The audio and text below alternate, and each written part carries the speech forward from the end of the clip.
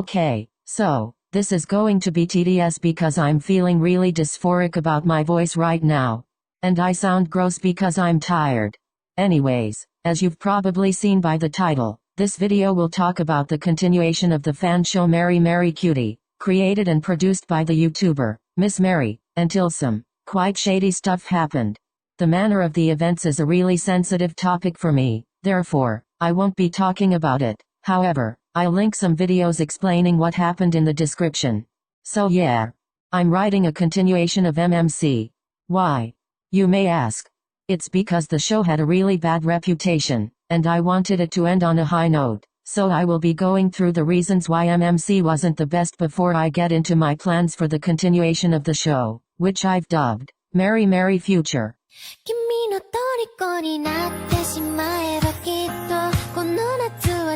One of the things that MMC could have done better in was Mary's handling of mature themes, which were questionable from day one, in my opinion.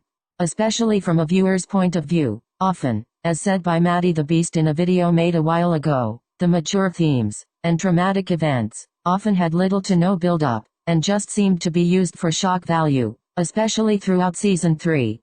I know that Season 3 was supposed to have a darker tone to it, but the handling of mature themes was so poor, and it felt like Mary put little to no research into it. In addition to this, there were no drawbacks after the rather traumatic events, and the characters learned nothing, or very little. There is nothing the viewers can take away or even empathize with, and life goes on almost as if nothing happened. As someone who has suffered from a fair bit of childhood trauma, I can tell you firsthand that this isn't how it works. If Mary had done more research perhaps, she would realize that trauma, especially trauma that happens in one's childhood, is normally something that is carried for the rest of one's life. And it's a horrible thing to live with, and I, personally, never asked for my trauma, and would never wish it upon anyone else. So, that is one thing I can hopefully write better in Mary Mary Future. I know it'll be far from perfect, considering that I'm 14, and Mary is 17, nearing 18, but I will research lots, and use my own experiences to create a more realistic approach. The second thing that MMC could do better in is BIPOC, Black, Indigenous or other people of color, representation, and this was actually pointed out in the comment section of the MMC Reupload channel. I will link the channel in the description, and may I state right now that the person behind this channel is not Mary, their name is Wallflower, and they are a former MMC fan, so please don't attack them. Or Mary, for that matter.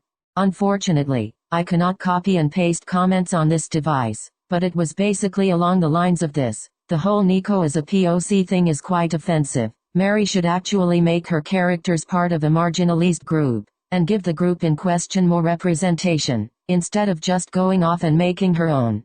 Also, the characters that are BIPOC are either antagonists, or hardly memorable, to put it lightly. I could not agree more with this comment. Mary's portrayal of BIPOC people is a little messed up. And have you noticed how all the main characters are literally whiter than white bread? That's not good representation at all. In Mary Mary Future, I would have more BIPOC characters. 2 of the new main characters are BIPOC, and I would hope to explore racism, homophobia and other prejudices in a way that coincides with the storyline, and teaches both the characters and the viewers a lesson.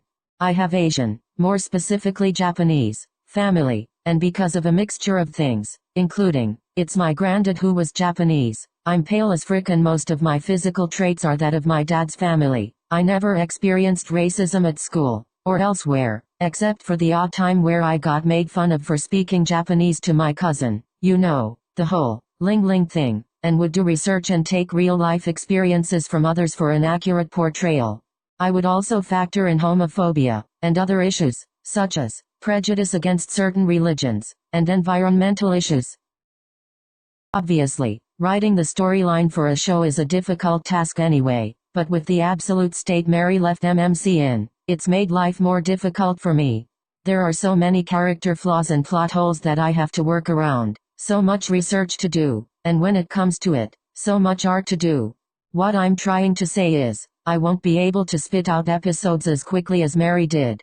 Hell, it won't even be animated. I will probably make Mary Mary Future into a webtoon, because I don't have voice actors, or the time to animate, and post a speed paint of 1 page of a chapter, or episode, if you like, when the episode is posted to Webtoon.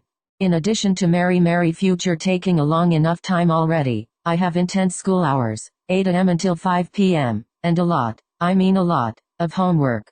So, production will probably be quicker in the holidays, and considerably slower in term time. Right now, I am midway through writing the plot of MMC Future, and it is midnight at the time of typing this, so, I will only describe my brief ideas for the Webtoon for you guys. The comic starts with Mary's grandparents, the Ether Court gang and Sakura's mom having a conversation about the possibility of moving to a different country altogether. The general atmosphere is intense, and there are 1 or 2 instances of raised voices, but the conversation is generally hushed, so as not to scare Mary, Katie or Sakura, who are asleep upstairs. Eventually, it is revealed that they are moving to Japan. I know this sounds ridiculously typical, but it was either Japan, or Britain, as those places are the most natural to me, and the scene ends, and cuts to Mary and Sakura having a conversation on the plane flight there. I would write in some scenes where Mary, Katie or anyone, really, experiences some kind of drawback from the trauma they have endured. For example, a scene where a portrayal of a, quote-unquote, flashback to Lizzie, triggered by a specific meal, hairstyle or place would be realistic, and would be a good chance to break down the stigma around mental illness, more specifically, childhood trauma causing extreme introverts, or homicidal maniacs of villains. I would also write in scenes where a character talks about issues related to a minority group, such as the scene I have planned where one of the characters, Natsu, talks about issues involving dysphoria, and the discrimination that transgender people face. MMC Future would end on a high note, with Mary and Sakura heading off to university, parting from their families, ready to make new adventures with their friends, feeling confident enough to spread their wings in a figurative sense. Mary and Sakura have a similar conversation to their conversation on the initial flight to Japan, and this time, as they reminisce, it becomes obvious that they have developed, and come a long way from where they started.